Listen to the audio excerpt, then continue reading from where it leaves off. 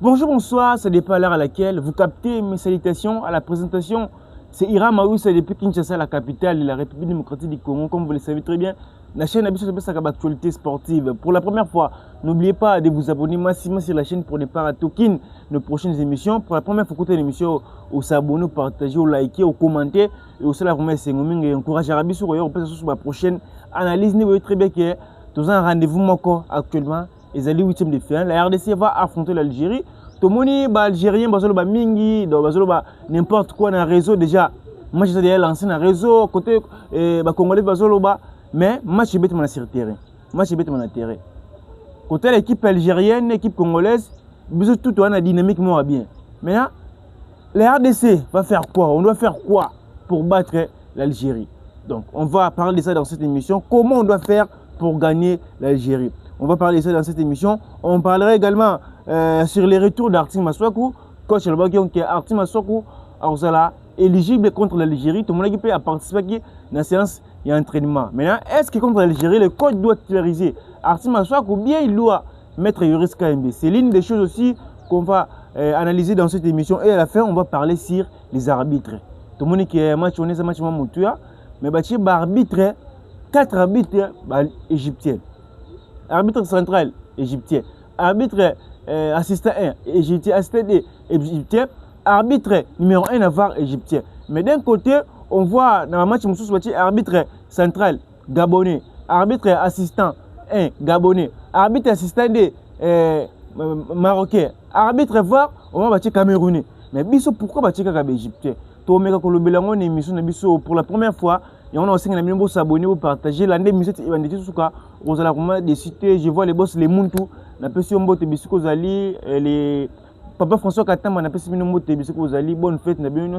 C'est la première analyse de l'année 2026. On avait fait une émission avec l'année de Bokofika, s'abonner, tout partager, tout commenter.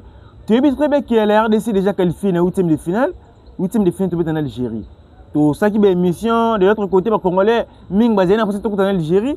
Mais lorsque tu penses déjà, tu as le coup du monde, lorsque tu penses sur la parmi grands, ou bien tu dois intégrer top 5, top 3 au niveau africain, on doit gagner les grandes nations. Déjà, on avait gagné le Cameroun, le Nigeria, on avait fait un match contre le Sénégal. Et ça, argument contre l'Algérie, on peut battre l'Algérie. Mais tout le monde, Algérien, n'importe quoi, dans le réseau déjà, n'importe quoi. Maintenant, comment on doit faire pour gagner l'Algérie? Algérie, à Betty, phase de poule, a marqué 7 buts, a encaissé un seul but. Par là, on comprend que c'est fort en attaque, ils ont marqué bébé. Parce que nous, on a marqué 5 buts, on a encaissé un seul but. Donc, ils ont le droit pareil. Maintenant, pour gagner l'Algérie, on doit faire comment? La première des choses, autre qu'on éviter, c'est le contre-attaque. Il faut éviter le contre-attaque. Parce qu'Algérie, dans 7 buts marqués, Marez a marqué 3 buts. Marez a lié, a rapide. C'est-à-dire que ceux qui ont eu le ballon, ceux qui ont relancé directement, ils ne peuvent pas aller, alors jouer encore. Ils ont créé l'espace, ils ont marqué. Donc on doit éviter cela. Pour éviter la contre-attaque, on doit utiliser le pressing. Coach consigne à ça, na Bakambu na match parce que Bakambu doit être titulaire. Ils ont pressing. On doit éviter garder le ballon à relancer le ballon. Une fois que vous avez le ballon, tu dois tous les pressings, à libérer pas latéraux. À libérer pas latéraux. Parce que soit ça, le pressing, ça les relance, ça rapidité, mais ça trop rapide, ça et les moussos ont pensé qu'on a amour. Ça peut trop rapide. Donc il faut tout éviter relance. Tout éviter relance. Relancer le ballon. Parce que, si tu es bêta, tu as le même, Yoris, Bisaka, tu as trop. Mais si tu as trop, regardez bien relance. Et quoi il y a Marez, ça sera très difficile pour nous parce que Marez est trop rapide. Donc il faut tout éviter. Relance, puisqu'il faut utiliser pressing. Il faut utiliser pressing. Pour match tu gagner Algérie. Pour utiliser pressing, c'est bien bon. Pour utiliser pressing, mais pressing nabiso et banda, pas attaquer nabiso. Tant attaquer nabiso mati. Défenseur ballon attaquant sur Mati, militaire sur Banasima. Une fois qu'il y a ballon dégager ballon parce que ceux qui va jouer dans biso. bah c'est le pressing ne bah attaquer le pressing bah quand c'est le pressing ne garder bango en réinciter en libérer pas latéraux pas latéraux na bango biso comme militaire na biso non c'est dit comme militaire droit muka ou gauche bah il va se projeter va pousser ni on va récupérer les ballons parlons qu'on pas que notre milieu peut respirer donc l'autre peut éviter ni ngwana relance puisque faut utiliser pressing.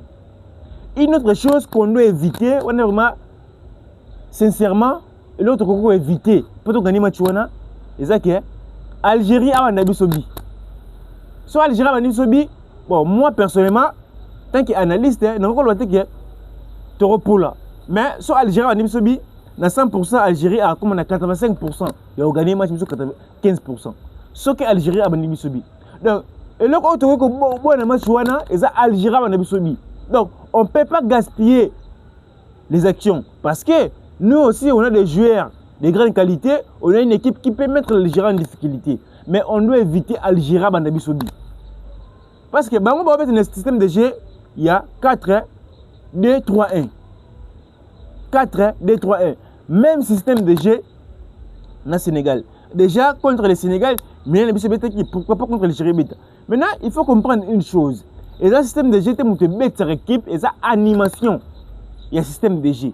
Par contre, le système de jeu, il y a 4, 2, 3, 1, mais il y a des fois au moins 9 à pousser du côté boé, pousser du côté boé, raison pour laquelle le système de jeu est bien ma casse contrairement avec le système de jeu Sénégal, mais le système de jeu on doit faire très attention. Algérie a des bisobité. Parce que avec le système de jeu, il y a 4, 2, 3, 1. Le système de jeu avec une image. Une fois que ceux qui Algérie a tué, avec un système de jeu, il y a 5, 3D et 6 lits. Et 6 lits, on va conserver Karabi. Même dans la finale, il y a qu'en 2019, tout le monde a RDC, pardon, Algérie face au Sénégal. On va mettre 5, 3D. On va mettre 5 défenseurs. 5 défenseurs, 3 militaires et des attaquants. Même contre les Burkina Faso, chaque abîme appelle ici pour mettre 5, 3, 2. On va mettre trop défensif. Trop défensif. Donc, ce qu'on doit éviter, c'est ça, Algérie a un bisobité. Algérie a un bisobité. Parce que, soit Algérie a un bisobité, c'est très difficile pour le biso. Très difficile pour le biso. Pour Algérie, il y a conserver bi. Tant que bi, on va mettre 5 défenseurs. Mais biso, pour être clair, tu conserves habité. Toi, on a conserver bi. Surtout contre ma grande nation. Comment on a trouvé contre l'équipe de Tobanement, surtout Bandibi, Bango, équipe à égaliser. Tu as conservé bité. Mais vu que tu as conservé bité, tu as marqué. Mieux faut se marquer en premier, Algérie a égalisé. Par là, Algérie a confondu ma Paul, nous on doit profiter à marquer encore. Mais ce que Algérie a Bandibi, Bango va être trop défensive. Trop défensive, Bango a 5 défenseurs, 3 militaires. 3 militaires, il y aura un militaire en Katika, en dehors pousse, bon, il y a 6 défenseurs. Donc, on a une difficulté, ma casse. Bon, on va la conserver. Donc, ce qu'on a invité, Algérie va bisobité. Algérie va bisobité. Nama Chouana. Et en voilà. Soit Algérie va bisobité, ça sera très terrible pour nous. Maintenant, et là, on se demande que la RDC doit améliorer. Parce que tu as vu des Algérie, et bien, ça bisoté. Pour gagner derrière Nigeria, Sénégal, n'a pas Nigeria, on va bang. Il y a un ballon de trop. Mais si c'est là où tu as Bongissa, comme étant l'Algérie, et ça n'a pas match tout. Soit tu as l'endavement, match à Léopard, soit tu as une grande nation. Mais on comprend que la Coupe d'Afrique des Nations contre Bénin, contre Botswana, la difficulté est à Kaka. Équipe tout au Bétanango. 15 premières périodes, tout ça toujours en difficulté. Tout ça toujours en difficulté. Même contre le Sénégal, c'est Kinshasa. Première période, on est 2 buts à 1. Mais 15 premières minutes, Sénégal a menacé ma casse. Même contre le Sénégal, la Cannes, 15 premières minutes, Sénégal a menacé ma casse. Même contre le Nigeria, dans barrage, 15 premières minutes, Nigeria a menacé Bissot. Même contre le Cameroun, 15 premières minutes, Cameroun a menacé Bissot. Contre les Bénin même, 15 premières minutes, tout le monde qui est Bénin a Bissot balé. Contre les Botswana, tout le monde va 10 premières minutes, tout le monde qui est Botswana, nous sim ça. tolandaka ballon. Maintenant, et c'est là comment il faut te éviter. C'est un danger. C'est un danger.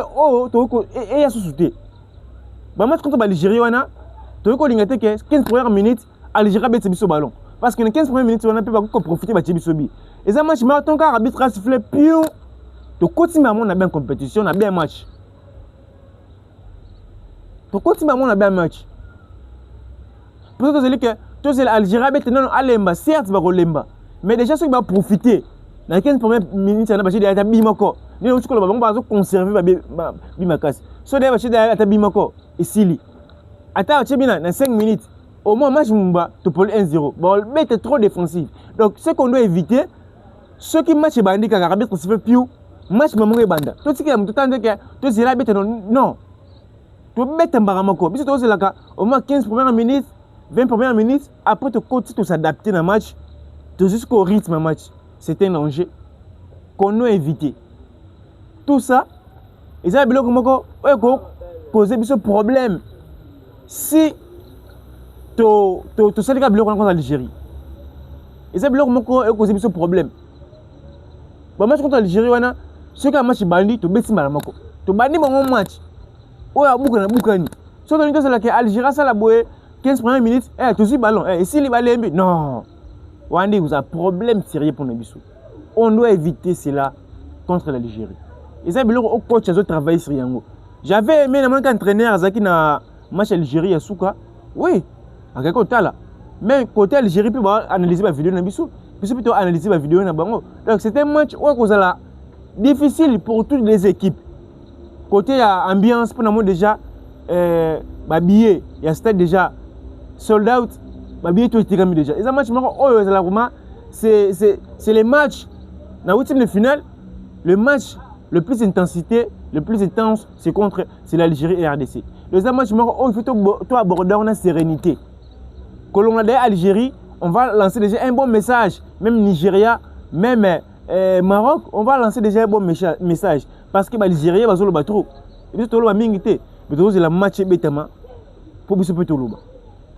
Maintenant, pour gagner l'Algérie, il faut coacher bon sabilo tout. Tout éviter l'Algérie chabiso. Asa équipe elle bosse marqué dans match on. Et ça bon. Et ça bon. Pour le match l'Algérie, moi je suis certain qu'on va gagner l'Algérie. Tout ça a confiant, tout ça a déterminé, bah joueur pas en état d'esprit ma casse. Parce que dans mon niveau la publication, algérien, tiktoker bango, bah seul ba que RDC a grand joueur nini, a joueur nini. Bango bazana Marez, bazana. Maintenant, ce qui fait que la RDC, tout c'est une équipe très compétitive, et nini. Égypte, baza Salah, Algérie, baza Marez, Sénégal, baza Mané, mais la RDC c'est la collectivité. Donc si tu as une star monté au hasard, tout est clair. Tu as star monté dans RDC à niveau Salah, bon, tu as une célébrité, il colle vraiment le roi Mohamed Salah, le roi Sadio Mané. La raison pour laquelle l'Égypte, tu vois, l'Algérie, on a battu la carte à Marez. Puisque tu as la bangote, même si Bouchir a baissé Chebi, pour nous, c'est bénéfique parce que si tu as la mouvement, même pas si peut marquer. Mais bango va dire que ceux qui peuvent s'y mater, cause de charge toute équipe, ne pas Marez. Ceux qui doivent te bloquer Marez dans le match, on est ici. Raison pour laquelle n'importe quoi, si tu as un star, tu as un Marez, tu as un nan, tu as un nan. Non. Mais si tu as un collectif, si tu as un tout. Star Zate, on est dans Zate, plus nous trouvons un dingue moko. Et donc c'est la question de gagner l'Algérie. Mais ce qu'on doit ajouter encore, non, c'est qu'on a joué dans Bisso. Dans le blanc, chaque fois, il y a des terres, mais cette fois-ci, dans le blanc, on peut jouer dans Bisso. Jouer dans Bisso, il ne frappe pas. Mon équipe, le roi, se met en bloc bas, soit vous frappez, soit vous roulez penalty. Gardien de Bangoana, Lucas Zidane, Azako bon gardien, Azak l'aise, Azak on pousse. On l'a dans le ballon. Soit vous frappez, tu marques Babé. Secret Moussous pour gagner l'Algérie, c'est ça. Il faut frapper, bâtir lointain. Surtout frapper, bâtir lointain et permettre de marquer, au moins garder le ballon, au boire un ballon. Quand il y a tout ça, ou bien tu vas frapper le ballon, pour garder le ballon, coup c'est côté. Et ça, c'est un secret Moussous qu'on doit améliorer, qu'on doit travailler pour battre l'Algérie. C'est ça. C'est ça. Donc il faut te frapper de loin. et permettre de gagner le match. Contre l'Algérie, match est vraiment kitoko. On va venir avec des statistiques le lundi. Par là, on va analyser les matchs. Nous, en 11 probable. Là, le lundi, on va revenir sur ça. On va prendre la deuxième thématique sur le retour d'Arty Masuaku. Coach Albaïke, Arty Masuaku, il sera probablement de retour contre l'Algérie. Tout le monde a une séance d'entraînement. Arty Masuaku est là, à cet entraînement. Bon, c'est l'entraîneur qui aura probablement des retours contre l'Algérie. C'est l'entraîneur. Maintenant, c'est leur philosophie entraîneur, plan entraîneur, projet entraîneur. Arty Masuaku est joueur numéro 1. Liboso Yoris Kayembe. Mais contre l'Algérie, on a le bas. Même si Arty Masuaku est à 100%, même il y a 200%, le coach ne doit pas faire l'erreur de titulariser Arty Masuaku. Arty Masuaku, c'est un bon joueur. Tu sais pas parce qu'il est de retour. Parce que ça leur a bien été de sélectionner un joueur. Chaque mois, pendant la compétition, et ça leur a bien été. Même quand on a un club, il y a des difficultés. Il est déjà de retour. C'est bien bon. Maintenant, le coach ne doit pas faire l'erreur de titulariser Arty Masuaku contre l'Algérie. Parce que Arty Masuaku, devant un adversaire très complet, il n'arrive pas à défendre. La Coupe d'Afrique des Nations contre Côte d'Ivoire, il n'arrivait pas à défendre Sir Max Alain Gradel. Il a la centre à l'air à Tchabisobi. Contre Ilman Ndiaye, il n'arrivait pas. Issa Kinshasa, même contre Ismaïla Sarr, Nokokate. Donc, Arty Masuaku, il est bon offensivement. Défensivement, 0. Donc, coach Algérie, le coach doit se rester Yoris Kayembe. C'est Yoris Kayembe qui doit être titulaire contre l'Algérie. Si on dit que Yoris Kayembe, si matin, même pour changer le système de jeu, on va sur les 3 défenseurs sur Nani, qui est Arty Masuaku. Parce que Arty Masuaku est un bon défenseur. Mais, ça joue à Maloko, joue à Barça, Ridiger. Et Harry n'a pas, c'est l'erreur Moko, mais Harry n'a pas grave. Je sais le même, c'est la erreur. Bissar c'est la erreur. Mais, je vais le voir, Masuaku, c'est l'erreur, ils errent Moko, Oyo, et ma biso qui a poté Sabi. Donc, on doit éviter tout cela.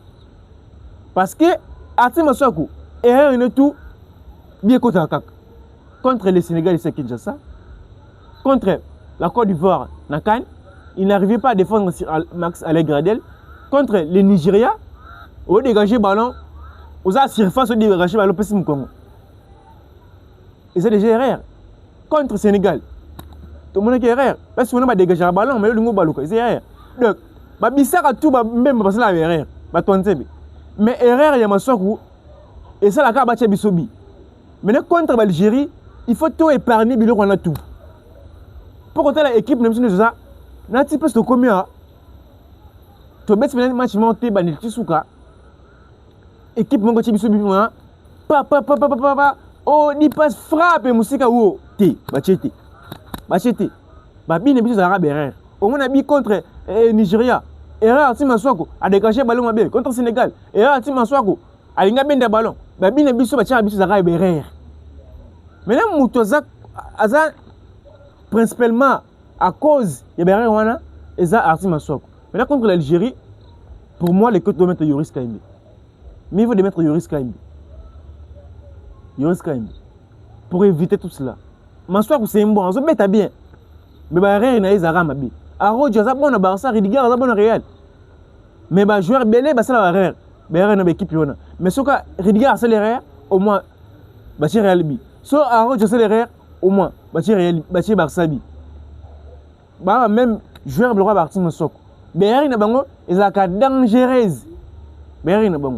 Donc, contre l'Algérie, on doit mettre un joueur qui est prêt, un joueur qui a la capacité de défendre ou bien d'être aussi offensif.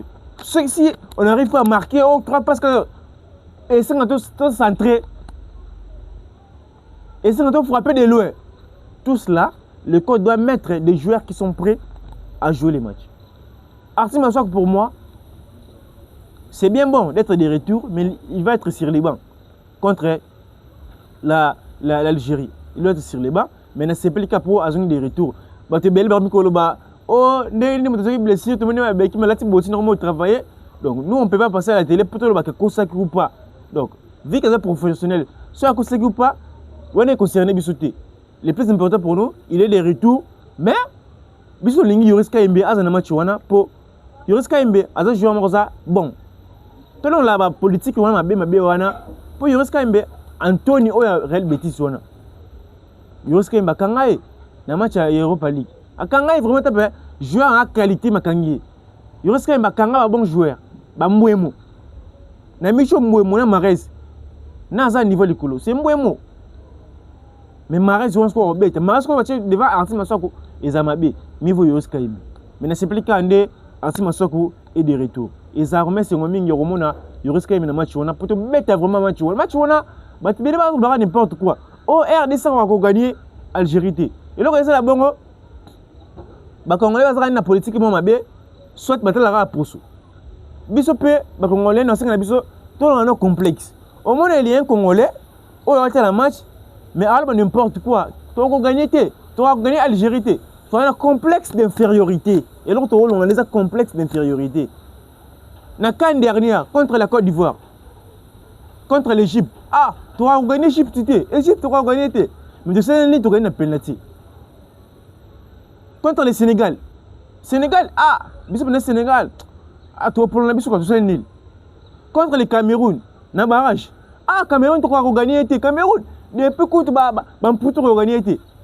Tu as gagné. Contre Nigeria, ah, Nigeria, ça va au Chimène, ça va au Lukman. Ah, tu as pour la match, ah, tout semblera.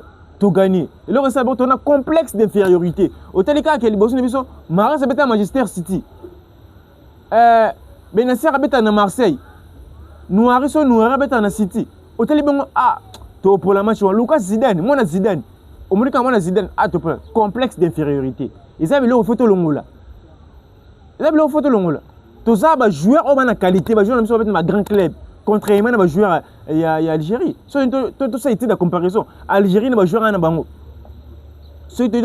Par exemple, les joueurs ont un grand club. Et ça sont 4 ou 5. Mais bisous comme on a Lille. La militaire na bisous. Tous les joueurs ont Lille.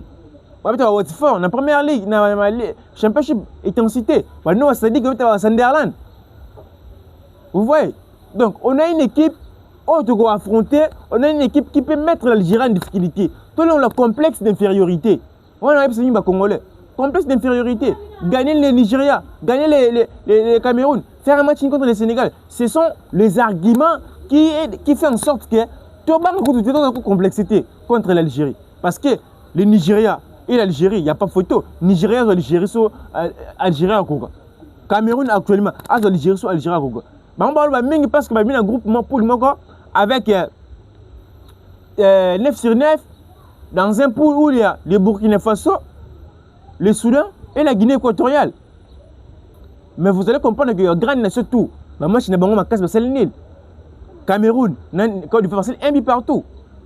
Maroc, Mali, un but partout. Sénégal et RDC, un but partout. C'est-à-dire que le match est d'intensité. Nous avons un groupe quasiment facile. Maintenant, il doit affronter la grande équipe. Tu as chicoté bango. Maintenant, quand tu es belé, analyste est belé, n'importe quoi. Mais bon, ça calme. Moi, je suis venu à terre, je suis réseau. Na réseau, je suis matin qui va finir. Maintenant, 90 minutes, Bisikan Algérie, là, ils ont intérêt. Parce que trop, tout bête en bon intérêt. Ils ont vraiment bon à ce qui concerne l'analyse de l'équipe pour un match et pour le retour et l'accélération de Yoris Kaimbe. On va prendre la troisième thématique, Ezali, arbitre. Moni, tant dans le baquet, il faut tout qui m'Algérie, tout ma premier tour dans le Soudan, Sénégal contre le Soudan, Ezaki pour le football. Ezaki pour le Babiloko Oyo. Pour que mon RDC des aboués, tout ça qualifié. Maintenant, comment CAF a recoaché Biloko Aboué? Parce que tout le monde est équipe tout. Au moins, Sénégal avec le Soudan. Arbitre central, par exemple, j'ai oublié, Azasope Gabonais Boué. Arbitre assistant 1, Azaso Malien, assistant 2, Marocain, Yava, Azaso Comorien. Maintenant, biso pourquoi bâtir? Arbitre central, égyptien. Arbitre assistant 1, égyptien. Assistant 2, égyptien. Assistant 3, égyptien. arbitre va égyptien et le bank sangandi yangwana ba chebi so ba ni buba siffler match wana et le bank sangandi yangwana pour te montrer déjà Maroc RDC Nigeria pour que arbitre marocain na barrage ma masalaki bango ba pesa ma priorité na équipe na bango d'un côté bango tout mana var ba égyptien donc ba na collaboration ma kitoko mais lorsqu'il y a une noir kuna tout le monde makambo za différent makambo za différent to même na Burkina Faso na Algérie arbitre wana zaki noir moment ndenga c'est pour Algérie a gagné match wana penalty imaginaire ba faute Algérie il y a Burkina Faso fêté maintenant contre Bissoko ba arbitre au Azam Maghreb égyptien tout le monde Égypte na kan dernière est-ce que on a quoi impacter Bissoté c'est l'une des choses on a ko éviter vraiment tout coup on a Soudan na Algérie dans premier tour raison pour lequel on a linga tout coup on na Soudan pour ça biloko wana parce que l'arbitre n'a pas bon match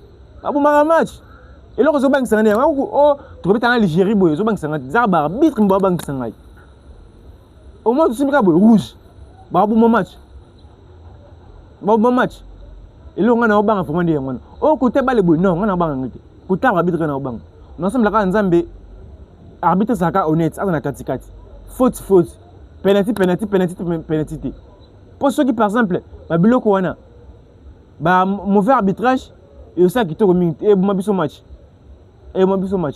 to semble nzambe arbitre ça na katikati ma mtu za bien to gagner match wana nga vraiment za confère que to gagner match wana ba arbitre capable mabiso match té je sais pas ce que ça règlement peut au côté ça recours que ba chini biso ba arbitre parce que ko check 4 arbitres égyptiens nga zo bangisa ngai franchement la famille nga vraiment zo bangisa ngai espérons que baza honnête baza na katikati pour te mettre match wana bien au côté football au boy 22 acteurs dans un terrain joueur mortel dans le Giro bang sangai besoin ba joueur ba grande qualité ba joueur ba bisaka ba yoris ka ba même ba tonzebe baza wana to beta na bango tisuka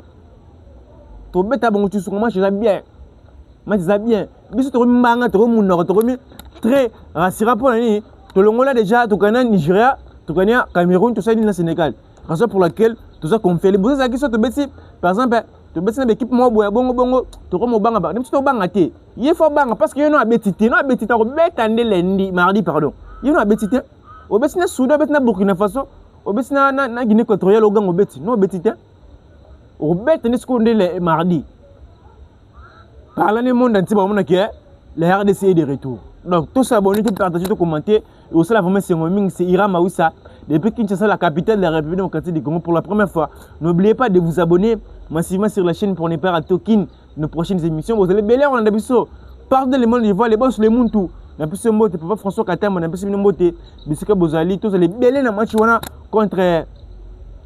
contre Algérie, na monaki, ministre sport abaki, surtout l'équipe, délégation sur les supporters que la wana. Tout ça pour nous mettre tout ça stade wana, à tout côté na Maroc. On a un bête à ballon, toute sa complexité, au moins tu gagnes match. Donc c'est un plaisir pour moi d'être devant vos postes téléviseurs pour analyser les analyses sportives. Donc pour la première fois, n'oubliez pas de vous abonner massivement sur la chaîne pour ne pas rater aucune de nos prochaines émissions. C'était Iram Maoussa depuis Kinshasa, la capitale de la République démocratique du Congo. On se retrouve à la prochaine pour une prochaine émission. Quant à moi, je vous dis au revoir.